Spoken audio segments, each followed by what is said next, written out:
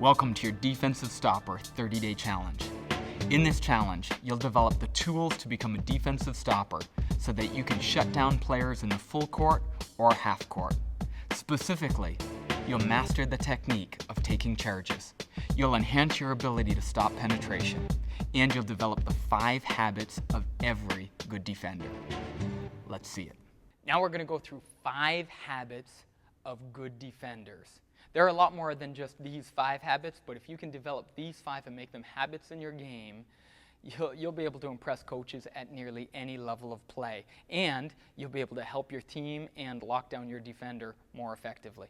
So let's go ahead and take a look at the first one. We're going to take a look at closeouts, followed by, well, let's just start with our closeouts first. I'll take the ball over to the wing, and if Kyle's in a help side defensive position, or maybe he had to come off a single screen or a double screen, so he's a little late in getting there, he's going to need to be able to get out to me and stop the shot from going up and stop the penetration. So the first thing he's going to need to do is get his hand up. He doesn't want to fly by, so he wants to keep his feet on the floor. That's a critical principle. So he keeps his feet on the floor with his hand up, and then he uses those short, choppy steps to help break his speed. He's putting on the brakes. That's the purpose of the short, choppy steps. You always know a good closeout because you can hear a good closeout. So he uses the short, choppy steps with his hand up. So let's go ahead and take that first closeout on the wing. So that's the closeout. We'll have you back up and take it again. Because once he closes out effectively, go ahead and close out. The moment a pass gets made from his player, he's going to have to implement the second good habit of every good defender, which is to jump to ball. Because what he doesn't want to give up is once that pass gets made, he doesn't want to give up a front cut where a player can just cut to the basket for an easy give and go. You see that if you watch 5th and 6th grade players all the time. They make a pass, run to the basket, get the ball back again. That's a sign of a not very effective, not very good defender. So what you see at higher levels of play is the moment the pass gets made, a player jumps to the ball. It's just a really quick 2-foot hop over so that a player can't make a front cut. So I make the pass, he jumps to ball, and he keeps his hands out. So he's still in deny position. He's not going to allow me to cut to the basket. So let's take it one more time. I've got the ball, Kyle. He's just closed out. There's the pass, and I can't go there. So the only thing I can do is now go back door. And he's got his hands prepared, and he's ready to slide with me so that I can't beat him back door either.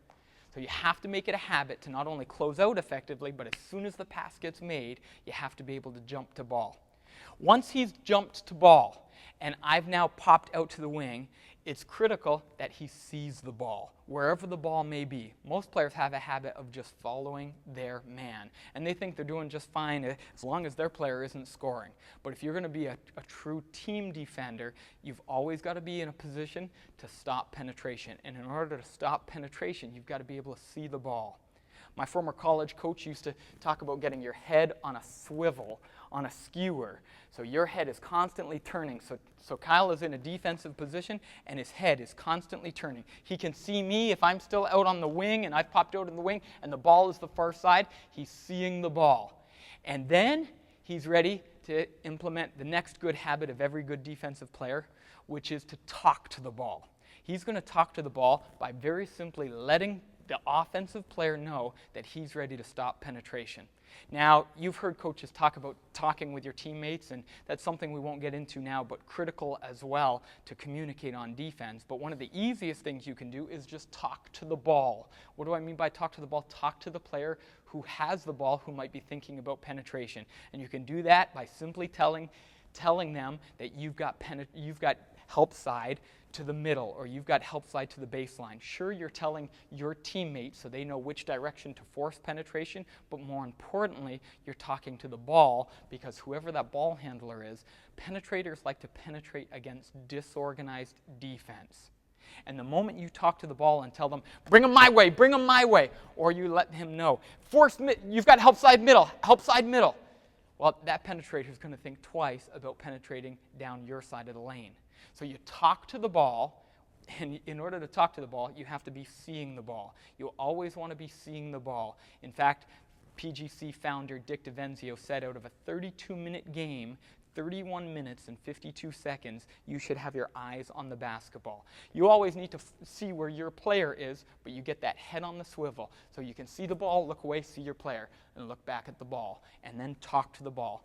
And the fifth and final one is you always want to be in a position to threaten penetration. You have to be in a position to threaten penetration.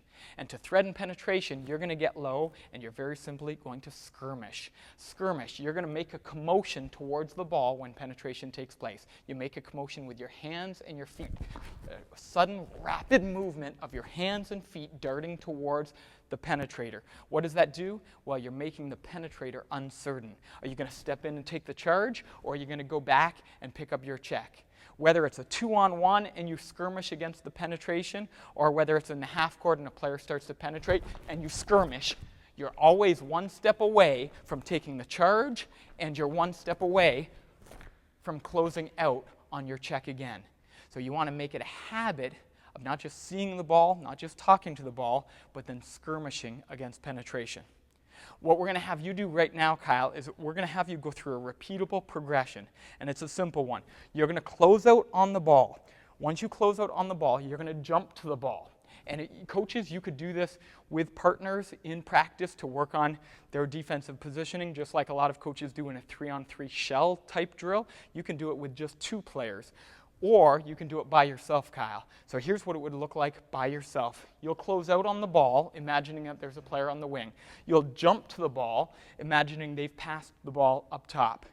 Then you're going to deny the ball all the way to the basket, and imagine that the ball gets swung all the way over to the far side, and you're going to get your head on a swivel, and you're going to be in help side position. Then you're going to talk to the ball, and you're going to say, I've got your help side, or bring a middle. And you'll actually call it out. I know if you were in an empty gym and somebody was to walk by, they'd probably think you were absolutely crazy. But most great defensive players are a little crazy. So you're going to want to develop this habit and add it to your game. And then finally, you're going to end with a skirmish, and then you do it all over again with a closeout, a jump to the ball, seeing the ball, help side, talk to the ball, skirmish. Let's take a look at it. I'll just stand here to be where that offensive player would be. Here we go. Close up. Jump. Help side, bring my way. Skirmish, middle. Close up. Jump ball. Help side, bring my way. Skirmish. Help side. And stop there. Just one additional reminder, did a great job closing out, great job jumping to ball, and then you slid down and you got in help side position and you saw the ball. Just remember to keep that head on the swivel. Head on the swivel so that you can see me and see the ball, and then you did a great job saying bring them my way. Let's see one final rep. Close up. Jump ball. Help side, see you. Bring my way. Skirmish. Well done. If you add those 5 habits to your game, you'll be well on your way to becoming a defensive star.